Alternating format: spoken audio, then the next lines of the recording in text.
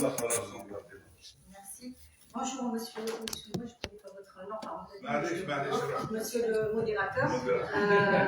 Je remercie monsieur Mektoul pour l'idée de ce colloque, que ça lui revient cette idée. Et je remercie bien sûr les organisateurs de ce colloque, notamment Madame Benahmed aussi, Madame Sabi, etc. Bien sûr. Vous allez voir. Bon, alors, donc, le titre, je remercie aussi l'assistance qui est là. Excusez-moi si je suis un petit peu au départ stressée. Le titre de ma communication, c'est la littérature et les sciences sociales au service du sens. Bon, j'ai un petit peu dialysé, j'ai dit 1 heure, mais en fait, c'est juste, c'est un roman. Alors, la démarche que j'ai suivie, qui émane d'une influence indirecte sociologique, il s'agit de faire une démarche inverse à nos habitudes en tant qu'enseignante de littérature, en introduisant et faisant usage d'outils d'analyse sociologique, donc au service de la compréhension des corpus littéraires.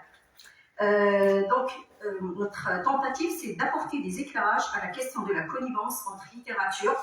Là, j'ai pris un roman, mais je dirais toujours confondu. Et bien sûr, les sciences sociales, mais d'un point de vue pratique. Alors, le corpus littéraire choisi est le premier roman de Mahdi Sharaf, que j'imagine tout le monde presque connaît. Mahdi Sharaf est d'origine, il est franco-algérien, et donc il est né à les environs, donc je vais dire, parce que c'est bon. Mahdi Sharaf est né en Algérie en 1952.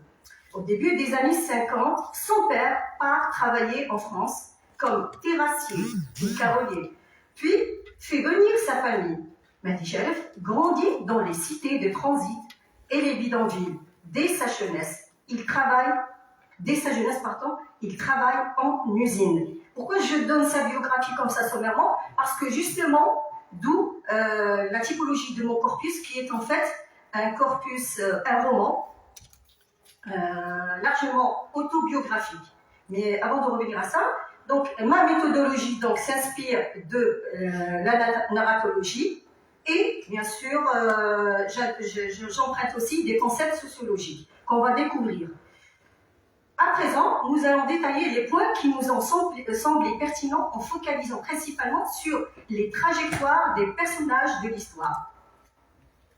Il faut signaler au départ, que le TORM d'Archie Ahmed est un roman classique, de facture réaliste, largement autobiographique. C'est pour ça que j'ai donné à l'avance la biographie de Mahdi Sharaf. Il s'agit d'une autofiction, puisque c'est un mélange de faits réels de la vie de l'auteur et de certaines situations fictives, selon la nécessité, bien sûr. Alors, l'auteur, narration se fait à la 3e personne, donc c'est pour ça que j'ai dit classique. Le narrateur est extra-diégétique, omniscient, connaissant tout de ses personnages et régulièrement il commente les événements. Le niveau de langue dans le roman est écrit, le roman est écrit de bout en bout dans une langue relâchée qui correspond parfaitement à la réalité sociale décrite des banlieues et des HLM françaises. Alors, maintenant, je reviens à ces trajectoires de personnages considérés comme des acteurs sociaux. Donc, le premier personnage principal, bien sûr, Majid. Majid, il a 18 ans. C'est l'aîné d'une fratrie de 4 enfants. Venu en France à l'âge de 7 ans, assez pour garder des souvenirs de son pays natal, l'Algérie. Majid se charge chaque soir de récupérer son père malade du bistrot arabe chez Hamid. Et là, je cite le narrateur, l'endroit où les immigrés, le bistrot, l'endroit où les immigrés du quartier, les ouvriers célibataires, comme on les appelle, et même les autres, viennent noyer dans le Cronenbourg, le map du pays, page 39. Et qu'il, bien sûr, le père continue à fréquenter malgré son handicap mental. Alors, Majid est toujours là quand on a besoin de lui. Donc, j'essaie de décrire en même temps les personnages. Le reste du temps, il le passe en compagnie de ses copains. Alors, deuxième personnage, Melika, la brave mère de Majid. Forte de caractère et de corpulence, hein, le corps a son mot à dire. Elle a pris le relais après l'accident de son mari, carolier de métier, devenu malade mentale. Il a perdu la raison. Après une chute d'un toit, Melika en prend soin comme ses enfants. Majid, Maria, Onissa et Mahdi. Alors je cite, elle le lave, l'habille, le rase et lui donne quelques sous pour son paquet de gauloises, son verre de rouge. Page 41. On voit ce père-là, il était en fait, on voit vers l'intégration par le témoignage lui-même de Melika en parlant à son fils Majid. Le mari fut un homme modèle, bon, brave pour ses enfants, qu'il emmenait chaque dimanche par beau temps visiter la ville et les environs. Page 41-42. Petit de taille, donc ça c'est la description, mais travailleur, tout le contraire de son fils, bien plus costaud, mais fainéant. Alors, pour Melika toujours, venue en France, drapée de son hayek, refusant de l'enlever au départ, elle est devenue une femme émancipée par son travail comme femme de ménage dans une école. C'est une forme qui constitue sociologiquement comme une forme de mobilité sociale ascendante, relative et provisoire. Relative par rapport et provisoire parce que tant qu'elle travaille, elle est dans la mobilité sociale ascendante. Melika est émancipée malgré l'obstacle de la langue, vu qu'elle a des difficultés à parler français correctement, ce qu'on appelle l'alternance codique. Et là, je vais donner, donc elle alterne entre le français et l'arabe. Et là, je vais donner quelques mots. Fignon, j'essaie de prononcer comme c'est écrit, foyau, fatigué, moi, j'y travaille les matins à 16. Liminage à l'école, j'y fais liminage dans les bureaux, les soirs et la maison. Fatigué, moi, fatigué, et j'y cours à la mairie, à l'île sociale, j'y mal à mi-jambe. Et t'y promènes, page 22, le prénom d'un personnage, Choussette. Alors, en voulant dire Josette. Elle est le pilier, Melika, elle est le pilier détentrice des valeurs ancestrales. Elle fut nourrice du petit Stéphane, le fils de Joseph, qui finissent par devenir un des leurs. Melika est généreuse. La famille se loge dans un appartement de 4 chambres, bien sûr, partagé entre le père et son fils et les autres aussi. Donc je vais essayer de faire vite. Alors, la famille bénéficie conjointement d'une aide et d'une assistance sociale. Maintenant, le troisième personnage, Pat, le diminutif de Patrice. Français de souche, blanc, la mère est serveuse dans la cantine d'une usine. Sa sœur, Chantal, qui travaille. Et là, on reviendra sur le travail aussi. Leur père les a abandonnés, parti avec la femme du voisin, laissant de son côté Marie et 3 enfants. Donc, le père a abandonné et la femme qui le convoitait, pareil. Alors, maintenant, on va voir le reste des copains de Majid, c'est-à-dire la bande de copains. Alors, il y a Bergson, pour un petit peu vous avoir une idée de l'origine, etc., de ces personnages. Alors, Bergson, il est antillais. Thierry, nommé Pichenet. James, Thierry, surnommé Pichenet, donc Thierry, il est français d'origine. James, algérien, né en France. Jean-Marc, viré de chez lui par son père et qui loge dans une cave. Biblich, algérien, né en France, surnommé Chopin, parce qu'étant petit, il rêvait de devenir pianiste. Vous voyez, donc c'est des dons qui sont arrêtés. Et encore Anita, seule nana de la bande, toujours là dans tous les coups.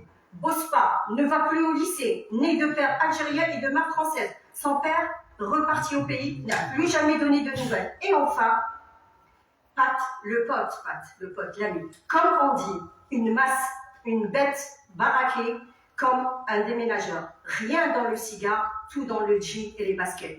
Et son tic de remonter la mèche blanche. Donc on voit bien que c'est un Français de souche. Qui lui tombe sur les yeux. Grande gueule de première et de dernière classe. Dernière classe parce qu'il a échoué. Donc ça c'est la citation de la page 27. Nous remarquons que ces personnages ont des origines différentes. Antillais, français, antillaises, françaises, majoritairement de sexe masculin, ayant le même âge. Ils sont tous nés en France, à l'exception de Najib. Et tous ces jeunes sont en situation d'échec scolaire. Tous des chômeurs, sans aucune qualification professionnelle. Tous fument, boivent de l'alcool, qu'ils volent, se droguent dans la cave insalubre de l'immeuble. Seule fille, Anita, se fait remarquer par son... Malgré la fréquentation, elle se fait remarquer par son intransigeance, la seule qui ne cède pas à la pratique sexuelle des jeunes. Alors, un autre personnage, mais qui ne fait pas partie de la bande, mais en fait, c'est la bande rivale. Balou ne fait pas partie de la bande. Il est l'aîné de 9 enfants, suite à son échec scolaire. 3 ans dans la même année de rattrapage. Il entre comme apprenti pâtissier, qui travaille 15 heures, donc on imagine un petit peu. Harassé, il vole l'argent et de la caisse et quitte les lieux. Son père le rattrape et l'envoie en prison pour mineur. Aussi renvoie-t-il sa femme par la même occasion, donc la répudiation, en Tunisie, et se fait ramener une nouvelle femme de là-bas. Balou ne sortit de la prison qu'à l'âge de 17 ans, et encore une fois, avec les bêtises, surpris dans les draps de sa belle-mère, il quitta définitivement la maison et se mit à son compte en faisant travailler des jeunes femmes comme prostituées. Le proxénétisme lui procure de l'argent, beaucoup d'argent, pour venir un jour l'exhiber devant les pauvres jeunes comme revanche de tout. Il s'agit ici d'un deuxième cas particulier de mobilité sociale ascendante. L'argent conférant à ce personnage un pouvoir, le capital économique, que les autres jeunes ne possèdent pas. Alors là, je cite un passage. Balou fait éruption dans le quartier à l'intérieur d'une voiture noire, tout phare allumé, toutes les vitres de la voiture. Donc, il s'exhibe. De la voiture empruntée, il les avait tapissés de billets de banque, des vrais bifetons. Même sur le pare-brise, Balou, grand seigneur, enfoncé dans son siège, empaqueté dans un costard de première, un œillet rouge à la boutonnière, le cigare. Sur la banquette arrière était une fille, donc il a le luxe d'avoir aux cheveux blancs et bouclés. Balou baissa un peu la vitre de son côté, voilà, il essaie de frimer. La bande s'approcha, il ne prit pas mot. Il décolla un billet sur le pare-brise, il mit le feu et, avec son briquet en or, il ralluma son cigare d'un geste lent et bien étudié. Il éteignit le billet en l'écrasant dans sa main, souffla sur la fumée et l'envoya sur la gueule des mecs pendus à la lucarne. Puis, balança le reste des 500 balles à l'extérieur. Bengston ramassa et tous rirent. Pas mal. Donc ça, c'est un détail qui fait la différence. Comme quoi, Balou, en fait, il essaie de se venger, hein, il prend sa revanche de cette bande rivale, donc de la société, de son père, etc. Alors, donc il reste maintenant les autres personnages. Il y a les voisins du palier. Oui, d'accord. Donc les voisins du palier, c'est des Français de souche, mais donc le père est toujours en état d'ébriété. Et donc, je continue. Il y a aussi, quand je dis pour le voisin du palier, c'est toujours Melika qui intervient pour essayer de maîtriser la situation, parce qu'il frappe généralement sa femme et même ses enfants. Alors, il y a Solange, la travailleuse de sexe. Donc, je ne reviens pas parce que, par nécessité, puisque son mari est en prison et elle a 2 enfants. Et donc, même Magid et Pat, dans CCE, au proxénétisme.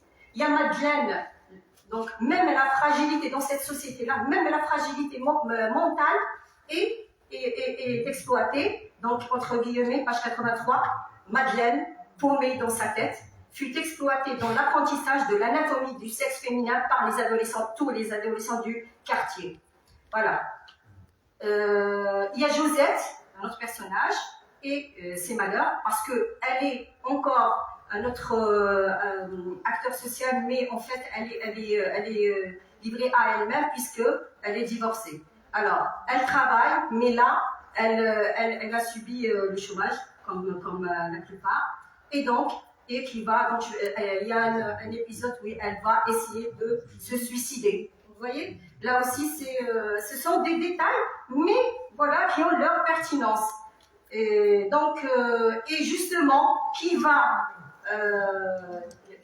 la sauver quelque part, c'est bien Melika. C'est pour dire que les valeurs sont là. Donc, la tentative de suicide de Josette et le soutien indéfectible de Melika étant maintenant membre de sa famille presque.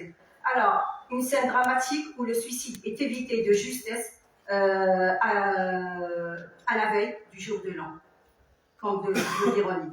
Alors donc, comment s'est fait cet épisode-là? C'est quand Melika a senti que son amie n'est pas venue récupérer son fils, et c'est là qu'elle est partie et elle a commencé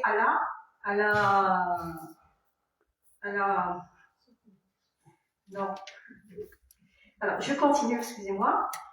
Donc là, après, on décrit la cité, on décrit aussi, on décrit la cité, on parle aussi de l'origine, comment ils sont venus, Majid et Melika, comment qu'ils ont habité avant la cité ou le béton, on appelle le béton, comment qu'ils ont vécu d'abord dans la cité de transit, comment ils étaient dans la banlieue, etc. Cette banlieue est décrite où Melika a du mal, elle est triste parce qu'elle n'arrive pas à faire même pas le ménage comme tout le monde, parce qu'il y a le parterre, il y a le sol, il est en terre et les murs sont en planche. Voilà. Donc, je relis ça. Et donc là, maintenant, on parle des habitants. Il y a deux groupes sociaux. Il y a un groupe social, en fait, il y a trois. Il y a le groupe social des jeunes, d'abord, et qui sont jeunes, mais qui se confrontent à un autre groupe social, qui sont les parents français de souche, et qui se confrontent. Donc, tout le temps. Donc, il y a toujours des scènes de vengeance entre les deux parties. Donc, je ne vais pas ramener sur ça. Il y a un troisième groupe, c'est les parents, les migrants, qui n'ont aucune force. Alors, face à ces deux groupes. Alors, maintenant, je continue. Alors, s'il vous plaît, laissez-moi juste... Alors, je reviens maintenant à la conclusion. Alors, les résultats maintenant. Là, je suis passée sur des passages, encore des détails. Alors, il y a un passage aussi où Majid dit, parce que maintenant Majid et ses copains se sont donnés, ils commencent à voler, etc. Ils n'en sortent pas.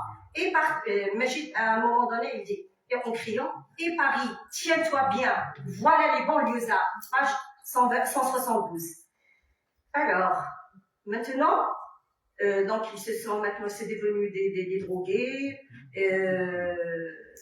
et voici, et donc là, je vais donner quelques résultats. Alors, premier résultat. À quelques nuances près, les trajectoires de ces adolescents sont tous similaires. Ils partagent le même habitude. Deuxième résultat. Melika symbolise l'amour de l'autre. La société française, la civilisation française, dira-t-on, ne sauve pas ses enfants. Mais les valeurs authentiques venues d'ailleurs, représentées en la personne de Melika, ont fait toute la différence.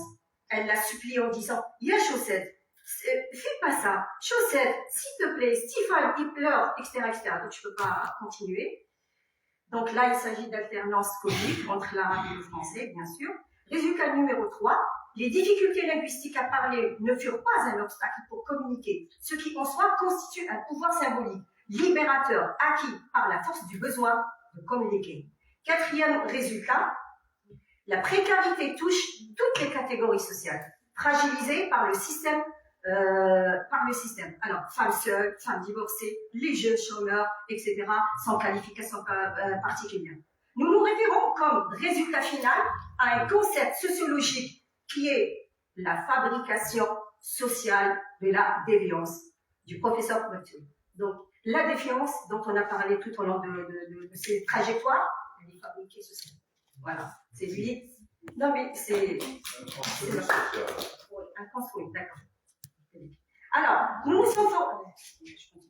Nous nous sommes forcés d'être au plus près des détails fournis par le roman pour identifier les conflits entre les groupes sociaux. C'est un récit immersif, comme on l'a dit au départ, puisqu'il parle largement sur l'autobiographie de Michel, comme une enquête avec la technique de l'observation fine, parce qu'il était à l'affût de sa société. Le roman fut salué à sa sortie comme un réquisitoire contre le racisme et l'exclusion sociale. Il constitue une réponse de Madichev au discours ambiant des années 70 et au début des années 80, parce qu'il a été opulé en 1983, pour démontrer l'échec de l'intégration sociale au moment de sa publication.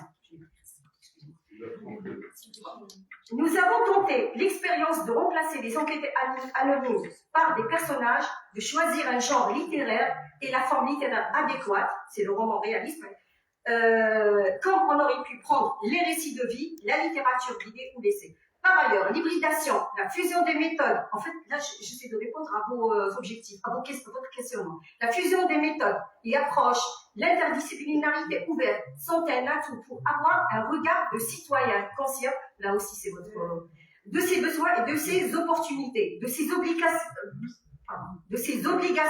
de ses devoirs droits et devoirs, en diversifiant les éducateurs de différentes spécialités en littérature et en sciences sociales, bref, par l'échange entre eux. Pour finir, nous rappelons une citation de Zvetan Todorov, tirée de son essai « La littérature en péril », publié en 2007, il est mort en 2017, février 2017. Il dit à propos de l'enseignement de la littérature. Alors, donc, je vais lire. C'est bon, c'est bon. Oui. Alors, c'est bon. L'objet de la littérature étant la condition humaine, même celui qui la lit et la comprend deviendra non un spécialiste en analyse littéraire, mais un connaisseur de l'être humain. Quelle meilleure introduction à la compréhension des conduites et des façons humaines qu'une immersion dans l'œuvre des grands écrivains qui s'emploient à cette tâche depuis des millénaires. Et du coup, quelle meilleure préparation à toutes les professions fondées sur les rapports humains. Si l'on entend ainsi la littérature et l'on l'oriente ainsi son enseignement, quelle aide plus précieuse pourrait trouver le futur étudiant en droit ou en sciences politiques. C'est le fameux la fameuse connivence ou le rapprochement. Alors, le futur travailleur social, pourrait trouver le futur étudiant en droit ou en sciences politiques, le futur travailleur social, ou en intervenant en psychothérapie, l'historien ou le sociologue, avoir comme professeur Shakespeare et Sophocle, Dostoïevski et Proust, n'est-ce pas profiter d'un enseignement exceptionnel? Et ne voit-on pas qu'un futur médecin, pour exercer son métier, aurait plus à apprendre de ces mêmes professeurs que des concours mathématiques qui déterminent aujourd'hui sa destinée? Les études littéraires trouveraient ainsi leur place au sein des humanités, à côté de l'histoire des événements et des idées. Toutes ces disciplines faisant progresser la pensée en se nourrissant autant des œuvres que des doctrines, des actions politiques, que des mutations sociales, de la vie des peuples, que celle des individus. Si l'on accepte cette finalité de l'enseignement littéraire, lequel ne servirait plus à la seule reproduction, les professeurs de lettres, on peut facilement entendre sur l'esprit qui doit le mener. Il faut inclure les œuvres dans le grand dialogue entre les hommes, engagés depuis la nuit des temps et dont chacun d'entre nous, aussi minuscule soit-il, participe encore. C'est dans cette communication inépuisable, victorieuse, des lieux et des temps que s'affirme la portée universelle de la littérature. Écrivait Paul Bénichou. À nous, adultes, incombe le devoir de transmettre aux nouvelles générations cet héritage fragile, ces paroles qui aident à mieux vivre. Merci. Je vous remercie. Est-ce que je peux terminer par juste une question? Question? Allez, merci beaucoup, excusez-moi si j'ai trop... c'est à Paris, les choses